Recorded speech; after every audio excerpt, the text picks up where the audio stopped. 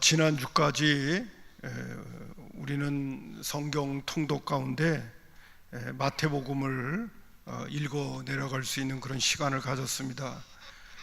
저도 매일 3장씩 읽는 마태복음에 있는 본문 말씀을 쭉 읽어가면서 특별히 예수님께서 여러 사건들 속에서 믿음이 작은 자들아 라는 말씀을 언급해 주실 때가 있더라고요. 근데 그 믿음이 작다는 말씀을 하실 때마다 오늘 제가 설교의 제목을 잡은 것처럼 이 믿음이 작은 데는 항상 문제가 있어요. 그래서 오늘 믿음의 식구들과 함께 작은 믿음을 우리가 극복해야 되겠다. 예수님 말씀하실 때 믿음이 작은 자들아, 때로는 믿음이 작은 연고라, 이렇게 말씀을 하시거든요. 그래서 오늘 이제 성경 구절을 찾으면 알겠습니다만은 오늘 본문에 나오는 말씀 가운데도 풍랑이 일고 있는데 제자들이 거반 죽어가고 있거든요. 뭐 이제 배가 침몰 위기에 놓여 있어서 너무 답답해가지고 예수님을 깨우면서 우리가 죽게 되어졌는데 어떻게 하면 좋겠습니까? 하고 예수님한테 도움을 청했더니 예수님이 뭐라고 말씀하시냐면 믿음이 적은 자들아 왜 두려워하느냐, 이렇게 말씀하시는 거예요. 당연한 그런 어떤 반응인데 예수님은 이 풍랑을 만난 제자들의 그 상황 속에서도 말씀을 하시는 게 뭐라고 하냐면 왜 믿음이 작으냐, 왜 두려워하느냐, 믿음이 작은 연고가 바로 두려움이다 라는 말씀을 하시는 그런 내용이 나오거든요. 미리 말씀을 드립니다만 믿음이 작으면 예수님이 믿음이 작다고 하시면서 하신 말씀이 뭐냐 하면 왜 두려워하느냐, 왜 무서워하느냐, 믿음이 작은 자들아, 또 왜 염려하느냐, 믿음이 작은 자들아. 믿음이 작다고 할 때마다 항상 부정적인 어떤 결과에 대한 부분들이 나타나는 것을 보게 됩니다. 믿음이 작은 자들아 왜 의심하냐. 또 뒷부분에도 또 나옵니다마는 믿음이 작으면 하나님의 말씀도 잘 깨닫지를 못해요. 엉뚱하게 해석하는 거고 엉뚱하게 이해하고 이렇게 되어지는 그런 본문 말씀도 나옵니다. 자, 그래서 오늘 제가 마태복음에 나오는 몇몇 성경 구절도 예수님께서 제자들에게 믿음이 작다고 하셨을 때마다 일어났던 사건들을 쭉 이렇게 한번 살펴보면서 드리고 싶은 말씀은 그래요. 우리는 믿음이 작으면 안 됩니다. 믿음이 작으면 믿지 않는 사람들과 다를 바가 없는 삶을 우리는 살 수밖에 없어요. 그렇기 때문에 믿음이 없는 것보다는 낫죠. 예수님 분명히 믿음이 없다고 그러진 않았어요. 다른 복음서에서는 같이 믿음이 작다고 해놓고 다른 복음서에서는 공관복음 다른 사람들은 너의 믿음이 어디 있느냐 이렇게 지적도 하시거든요. 특별히 오늘 본문에 나오는 이 풍랑을 만났던 제자들에 대해서는 예수님께서 믿음이 적은 자들아 왜 두려워하느냐 그랬는데 다른 복음서에서 보게 되면 너의 믿음이 지금 도대체 어디 있냐 말이야. 그러면서 믿음이 없다는 부분으로 예수님께서 말씀하시는 그런 내용이 언급되어져 있기도 합니다.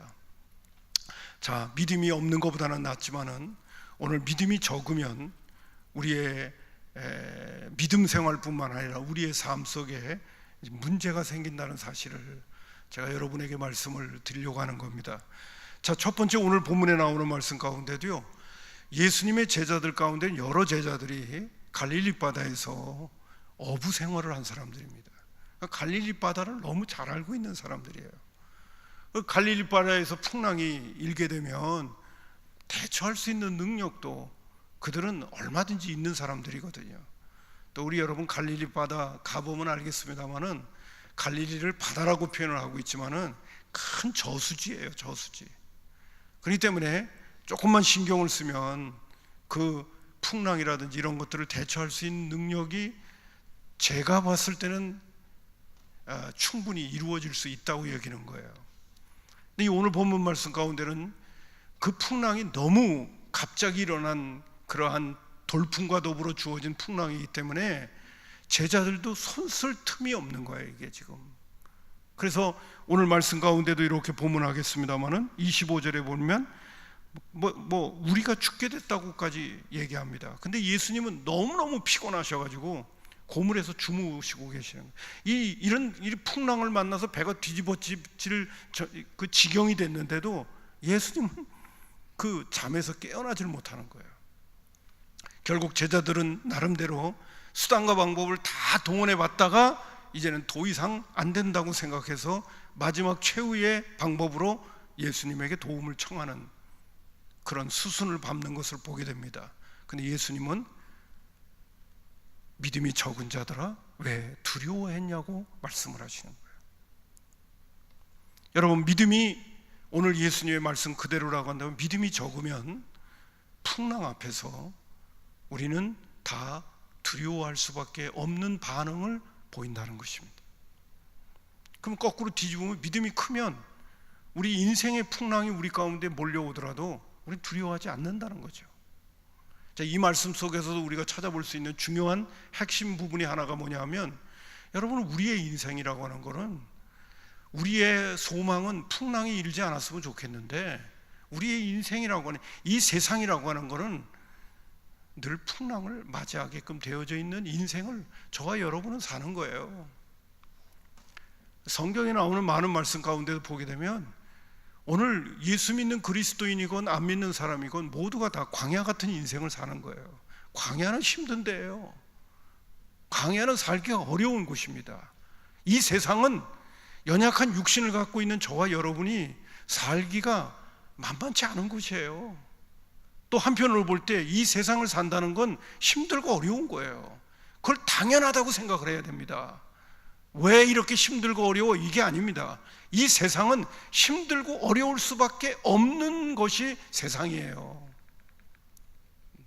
나중에도 또 한번 말씀드릴 수 있는 기회가 오겠습니다만은, 요사이 갑자기 암에 걸려가지고 수술 받으시는 어르신들이라든지 주변에 있는 분 보게 되면 아무 염려가 없는 것 같은데 갑자기 일이 터지거든요. 그게 인생이에요. 그게 육신을 가진 저와 여러분의 연약함이에요. 그렇기 때문에 여러분, 지금 예수님의 제자들이 배를 타고 가다가 풍랑을 이런 풍랑 같은 거는 우리의 인생에서, 죄송한 표현입니다만, 다반사로 일어날 수밖에 없는 게 우리가 인생의 길을 걸어가는 거예요. 근데 오늘 예수님께서 말씀하실 때 우리의 마음 같아서는 풍랑이 안 일어나서 두려움이 없는 삶을 살았으면 좋겠죠. 우리는 그런 논리를 피고 있지만은 우리 주님은 우리에게 말씀하십니다. 우리는 우리의 인생을 살아가는데 광야 같은 인생이요, 그리고 바다를 항해하는 그러한 인생인 우리들에게는 광야 같은 어려움이 찾아올 수가 있고, 그리고 풍랑이 일 수 있는 삶의 문제가 우리한테 발생을 하더라도 우리 안에 큰 믿음이 있다면 그 두려움을 능히 이길 수가 있다는 거죠. 그래서 오늘 우리에게 부탁하시는 부분이 뭐냐면, 적은 믿음을 갖고 있으면 안 된다는 거예요. 우리에게 큰 믿음이 필요하다는 거예요. 제자들을 향해서도 이 본문 말씀 가운데서 주시는 메시지의 핵심은 뭐냐면, 작은 믿음이 있으면 광야 같은 인생, 풍랑을 잇는 그런 항해하는 인생 속에서 우리는 그때마다 힘들고 어려운 상황이 도래하면 우리는 두렵고 떨고 불안해할 수밖에 없는 그러한 상황 속에 빠지니까, 너희들은 그런 믿음 가지면 안 된다는 거예요. 그런 믿음 속에서 살지 말라는 거예요. 큰 믿음을 갖고 신앙생활을 하거라 하는 말씀을 지금 주고 계시는 거예요. 여러분, 환경을 탓하지 마십시오. 환경보다 더 중요한 것은 내가 누구이냐가 더 중요한 거예요. 내가 어떤 사람이냐가 더 중요한 거예요. 또 한 가지 더 말씀드리면, 우리의 인생이라고 하는 것은 그렇게 쉽지가 않다는 얘기예요. 그거는 뭐 당연한 거예요. 그건 그냥 인정하고 가자는 거예요. 중요한 건 뭐냐? 내가 어떤 사람이냐가 중요하다는 거예요. 내가 하나님 앞에서 어떤 태도를 가지고 이 세상을 맞서느냐, 그게 중요하다는 거죠. 예수님은 제자들뿐만 아니라 오늘 우리에게도 그 말씀을 하고 계시는 거예요. 자, 마태복음 6장 25절부터 30절에 있는 말씀, 오래간만에 한번 본문이 길긴 합니다만은 또 한번 여기서도 믿음이 작은 자라는 이야기를 또 하시니까 한번 쭉 읽어가겠습니다. 너무 잘 알고 있는 성경 구절이에요. 한번 띄워주세요. 천천히 한번 읽어가겠습니다. 빨리 안 나오네요. 어쩌면 좋으나. 제가 그냥 읽겠습니다. 읽습니다. 시작. 그러므로 내가 너희에게 이르노니 목숨을 위하여 무엇을 먹을까 무엇을 마실까 몸을 위하여 무엇을 입을까 염려하지 말라. 목숨이 음식보다 중하지 아니하며 몸이 의복보다 중하지 아니하냐. 공중의 새를 보라. 심지도 않고 거두지도 않고 창고에 모아들이지도 아니하되 너희 하늘 아버지께서 기르시나니 너희는 이것들보다 귀하지 아니하냐. 너희 중에 누가 염려함으로 그 키를 한 자라도 더할 수 있겠느냐. 또 너희가 어찌 의복을 위하여 염려하느냐. 들의 백합화가 어떻게 자라는가 생각하여 보라. 수고도 아니하고 길쌈도 아니하느니라. 그러나 내가 너희에게 말하노니 솔로몬의 모든 영광으로도 입은 것이 이 꽃 하나만 같이 못하였느니라. 오늘 있다가 내일 아궁이에 던져지는 들풀도 하나님이 이렇게 입히시거든 하물며 너희일까 보냐. 믿음이 작은 자들아. 여러분, 믿음이 작으면 우리는 우리의 인생길을 걸어가면서 계속 염려합니다. 여러분, 많은 거를 갖고 있으면 염려 안 할 것 같죠? 많은 거를 가졌기 때문에 또 염려하는 거예요. 많은 거를 누리고 있기 때문에 또 염려하는 거예요. 왜? 인간은 연약하니까. 많은 걸 갖고 있으면 그 많은 거를 또 관리해야 되기 때문에 또 염려하는 거예요. 그게 우리 인생입니다. 가시떨기밭에 대한 예수님의 가르침 가운데 보더라도 그 첫 번째가 뭐냐면 믿음을 지키는데 문제가 되는데 가시떨기밭은 어떠냐면 세상의 염려. 그게 우리로 하여금 열매를 맺는데 문제를 일으킨다는 거예요. 그 다음에 재리의 유혹, 물질에 대한 유혹, 그리고 육신에 대한 쾌락. 이것이 우리로 하여금 신앙의 열매를 맺는데 문제가 된다고 할 때 제1이 뭐냐 하면 세상에 대한 염려예요. 우리는 세상을 바라보면요, 끊임없이 염려할 수밖에 없는 요소들이 우리의 삶 속에 도처에 깔려 있어요. 이건 이래서 걱정되고 저건 저래서 걱정되고, 이건 이래서 염려되고 저건 저래서 염려되고, 또 우리 자신들이 염려가 아주 체질화되어 있는 존재들이에요. 그리고 그 염려에 우리가 눌리게 되어지면 우리는 믿음 생활을 못해요. 자, 그런데 오늘 주님께서 오늘 우리에게 말씀하실 적에도 염려는 바로 뭐냐? 믿음이 적기 때문에 그렇다는 거예요. 여러분, 내가 내 삶 속에 내가 신앙생활 하면서도 내 마음속에 염려가 참 많은 사람이다. 잘 생각하십시오. 내가 믿음이 없어서 그래요. 그래서 제가 곧잘 말씀드릴 때가 있잖아요. 믿음의 반대말은 염려, 근심 잘하는 사람. 믿음이 좋은 사람은, 믿음이 큰 사람은 저 사람은 염려할 것 같은데도 염려를 안 해. 그게 믿음이 좋은 사람이에요. 여러분이 이런 말을 들으면 아유, 목사님은 마치 아주 인생을 무책임하게 살게끔 만들려고 그러는 것 같아요. 그렇게 보이는지 몰라도 저는 그런 얘기를 하는 게 아니에요. 내가 믿는 대상이 너무 분명하니까, 내가 의지하는 대상이 너무 분명하니까 내 삶 속에 여러 가지 일이 일어나더라도 그분께 맡길 수가 있거든요. 염려를 그분께 맡길 수가 있기 때문에 그런 염려에서 내가 노연할 수가 있다는 이야기를 하는 거지, 무책임한 인생을 그냥 산다, 그 얘기를 하는 게 아니에요. 제가 곧잘 표현하는 것처럼 믿을 구석이 너무 분명하니까. 자, 오늘 제가 두 번째로 예수님께서 하신 말씀 가운데 믿음이 적으면 염려하는 거예요. 예수님 분명히 말씀하셨어요. 세 번째는 또 하나가 뭐냐면요, 마태복음 14장 25절부터 31절입니다. 또 한번 읽겠습니다. 천천히 읽어갑니다. 내용은 뻔히 다 알고 있는 말씀이에요. 읽습니다. 시작. 밤 사경에 예수께서 바다 위로 걸어서 제자들에게 오시니 제자들이 그가 바다 위로 걸어오심을 보고 놀라 유령이라 하며 무서워하여 소리지르거늘 예수께서 즉시 이르시되 안심하라 나니 두려워하지 마라. 베드로가 대답하여 이르되 주여 만일 주님이시거든 나를 명하사 물 위로 오라 하소서 하니 오라 하시니 베드로가 배에서 내려 물 위로 걸어서 예수께로 가되 바람을 보고 무서워 빠져가는지라 소리질러 이르시되 주여 나를 구원하소서 하니 예수께서 즉시 손을 내밀어 그를 붙잡으시며 이르시되 믿음이 작은 자여 왜 의심하였느냐 하시고, 예수님이 급하게 제자들에게 와야 할 그런 상황이 벌어져서 예수님께서 물 위를 걸어서 제자들에게 오시게 됩니다. 배를 타고 이제 가버나움 쪽으로 가시는 제자들을 향해. 그랬더니 그냥 밤 사경이 깊은 밤이었기 때문에 희끗희끗한 것이 물 위에서 막 움직이니까 제자들이 보고 그냥 기겁을 한 거예요. 유령이라고. 그걸 가만히 보니까 또 예수님께서 두려워하지 마라 나다 라고 말씀하시니까 제자들이 깜짝 놀랐죠.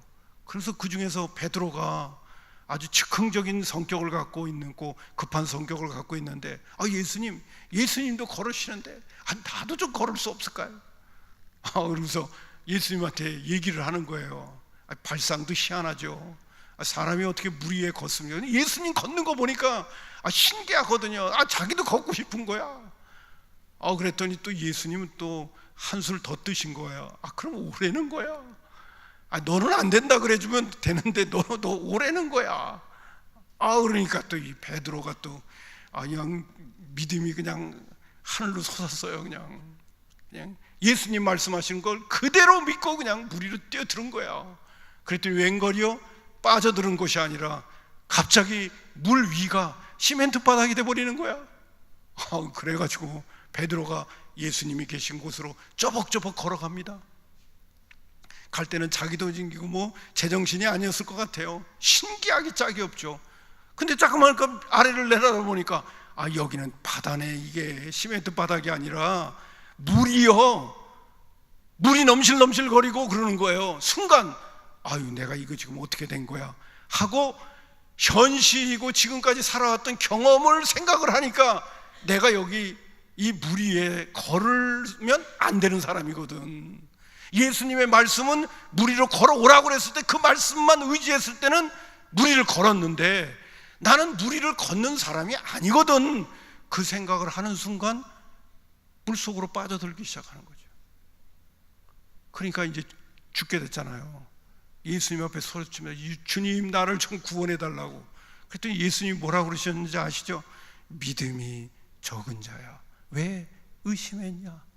그 믿음이 적다는 이야기는 뭐냐면 예수님이 하신 말씀을 100% 의지해야 되는데 왜 100% 의지하지 않았느냐는 거예요. 100% 의지했다면 계속 믿음으로 물 위를 걸어서 예수님이 있는 데까지 당도했을 텐데 주어진 현실과 상황과 나의 처지와 나라는 존재가 어떤 존재인가를 바라보는 순간 그런 하나님의 말씀에서부터 예수님이 하신 말씀에서부터 떠나버린 거죠.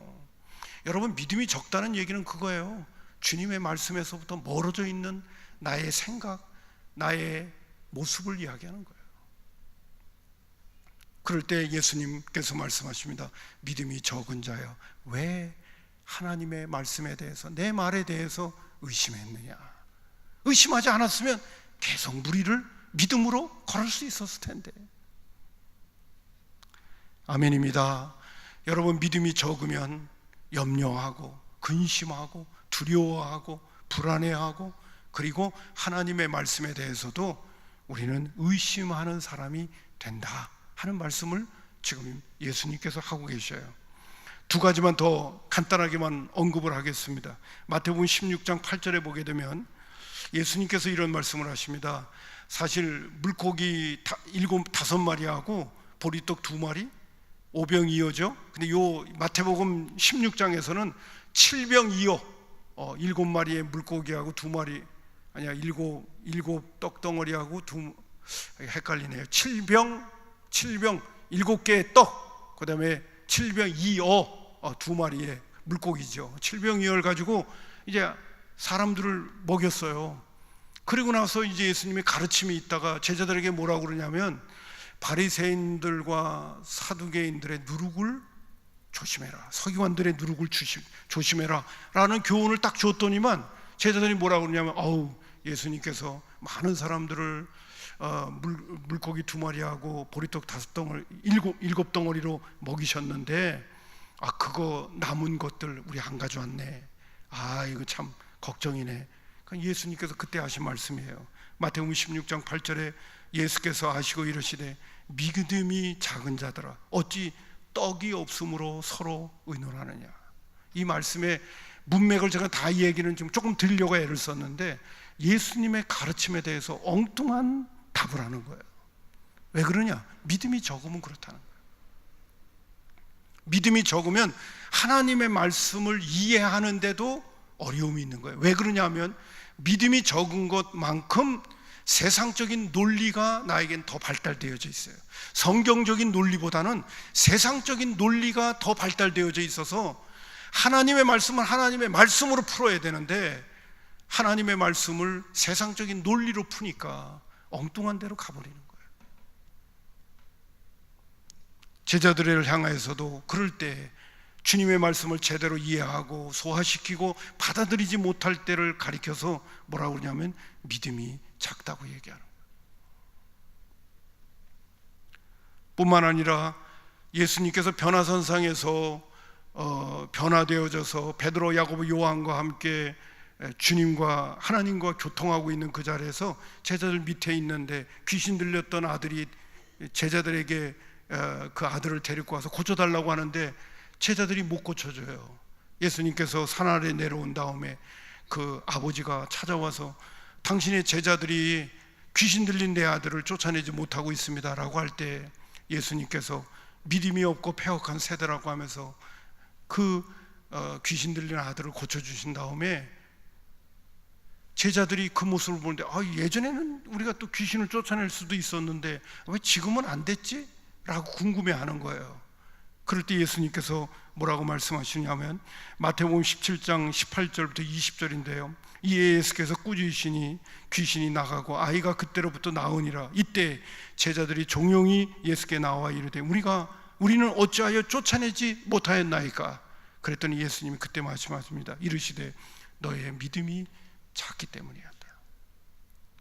너희 믿음이 컸다면 그 귀신 들리는 아들의 귀신을 쫓아낼 수 있었을 텐데 너희들의 믿음이 작아서 그 귀신과 대처했을 때 그들을 쫓아낼 수 있는 힘이 너희들에게 없었다는 거예요.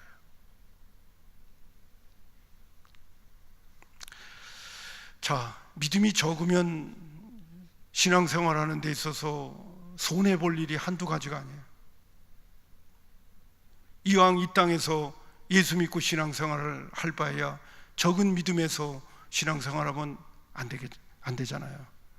이왕이면 좋은 믿음, 건강한 믿음, 큰 믿음 가지고 신앙생활 하다가 주님 앞에 가야 되지 않겠어요? 할렐루야. 큰 믿음의 소유자들 돼야 되잖아요. 그래서 최소한 우리가 이 땅에 육신을 입고 사는 날 동안에 근심, 걱정, 두려움, 염려 그리고 귀신이 역사할 때 우리가 물리칠 수 있는 힘도 우리에게는 있어야 되잖아요. 근데 믿음이 적으면 안 된다는 거예요. 예수님 분명히 말씀하셨어요. 믿음이 없다고 그러지는 않았어요. 믿음이 적다고 그랬어요. 내가 예수를 믿긴 믿어요. 근데 내 믿음이 적으면 맨날 근심 걱정하며 사는 거예요. 두려워하고 문제가 터지고 내 상황이 여의치 않고 그러면 그냥 불안해하고 두려워하고 염려하고 끙끙거리고 그러고 사는 거예요. 자, 그렇다면 여러분 성경에 나오는 말씀 가운데 예수님께서 아주 그 단어가 큰 믿음이라고 얘기해 준 사람이 있어요. 너 네 믿음이 크다 이렇게 평가해 준 사람이 있어요.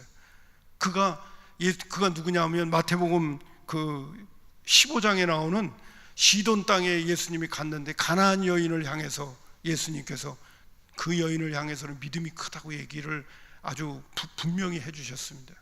그 사건을 보면 이렇습니다. 이방 땅에 예수님이 잠깐 둘르시는 거거든요. 두로와 시돈 땅에 갔더니 가나안 여인 수로보니의 여인인데 그 여인이 귀신 들린 딸을 걱정하면서 내 딸 좀 고쳐달라고 예수님 앞에 나옵니다. 막 소리를 지르면서 예수님 앞에 도움을 청한 거예요. 분명히 예수님에 대한 소문을 들었기 때문에, 예수님은 못 고치는 병이 없다는 것을 소문을 들었나 봐요. 예수님 앞에 나와서 내 딸 좀 고쳐달라고 막 발버둥을 치는 거예요. 제자들이 옆에서 보니까 너무 시끄러운 거야. 예수님 가시는데 예수님한테 얘기해. 예수님, 한 여인이 와가지고요 저렇게 지금 막 예수님을 부르면서 찾고 있는데 좀 조용히 시켜야 되지 않겠습니까? 어떻게 하면 좋겠습니까? 그러니까 예수님이 뭐라고 얘기하시냐면, 그래 알았다 하시면서 하시는 말씀이 뭐라고 하냐면, 분명히 시돈 땅으로 왔음에도 불구하고, 이방 땅에 왔음에도 불구하고, 부모가 자녀에게 줄 떡을 개에게 줄 수는 없다고, 이런 얘기를 막 하시는 거예요. 그 여인을 개처럼 취급하는 거예요. 그런데도 이 여인은 막 자존심도 상하고 막 예수님이 무시하고 그러는데도 아랑곳하지 않고 예수님을 끝까지 찾는 거예요. 개가 먹던 부스러기, 주인의 아들이 먹던 부스러기라도 개는 먹지 않습니까? 그 부스러기라도 좀 주세요. 끝까지 예수님이 그렇게 모욕을 주고 무시하고 그랬음에도 불구하고 내 딸 고쳐달라고 그냥 끝까지 예수님을 신뢰하면서 물고 늘어지면서, 예수님의 도움이 아니면 나는 이 문제 해결할 수 없습니다 하고 예수님을 끝까지 낙심하지 않고 예수님을 붙드는 거예요. 사실 그 과정 가운데 예수님이 그 여인을 무시하고 그 여인을 하여금 모르는 척하고 막 이랬던 거는 그 여인의 믿음을 시험한 거거든요. 예수님은 그런 분 아니시거든요. 그런 분이라면 뭐 땅에, 이방 땅에 와서 복음을 전하십니까? 아들에게 줄 떡을 개에게 줄 필요 없다고 이런 얘기를 사실은 할 필요가 없는 거거든요. 아예 오시지 말아야지. 왜 시돈 땅에 오셔서 그런 얘기를 합니까? 근데 그것은 이 여인의 믿음을 시험한 거거든요. 그럴 때 예수님께서 끝까지 낙심하지 않고 주님만 의지하고 바라보는 그 여인을 향해서 예수님이 하신 말씀이에요. 마태복음 15장 28절에 이에 예수께서 대답하여 이르시되 여자여 내 믿음이 크다. 내 소원대로 될지어다 하시니 그때로부터 그 딸이 나으니라. 그럼 도대체 이 가나안 여인은 예수님이 크다고 하는 그 믿음이 도대체 뭐냔 말이에요. 그럼 도대체 예수님이 크다고 평가하신 게 뭡니까? 예수님을 끝까지, 죄송합니다 이런 표현을 써서, 물고 늘어진 거예요. 예수님이 아니면 난 안 됩니다.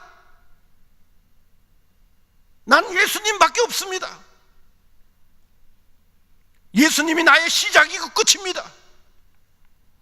난 예수님과 함께 죽고 예수님과 함께 삶하는 겁니다.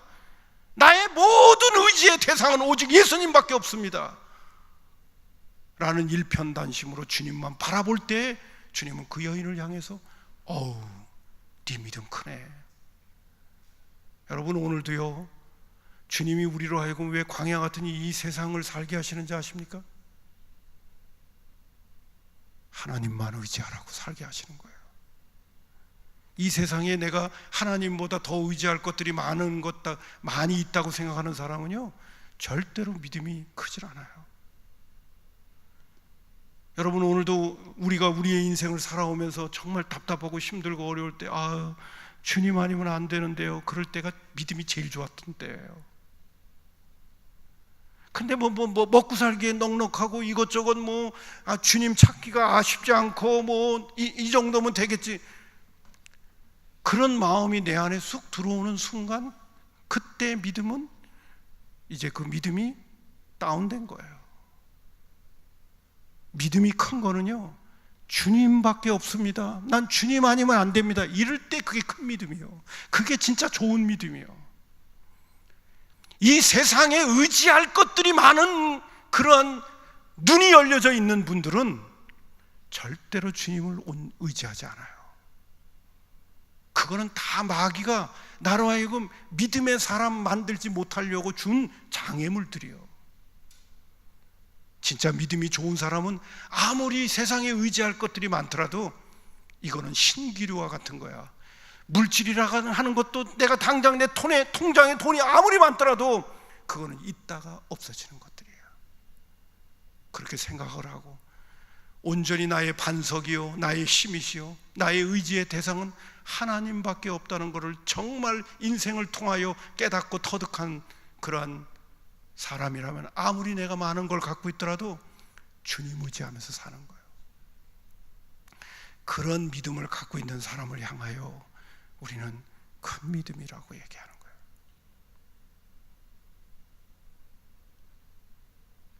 오늘 마귀는요, 우리로 하여금 이 물질 만능주의에 많은 것을 주면서 하나님께로부터 멀어지게 만들어 버렸어요.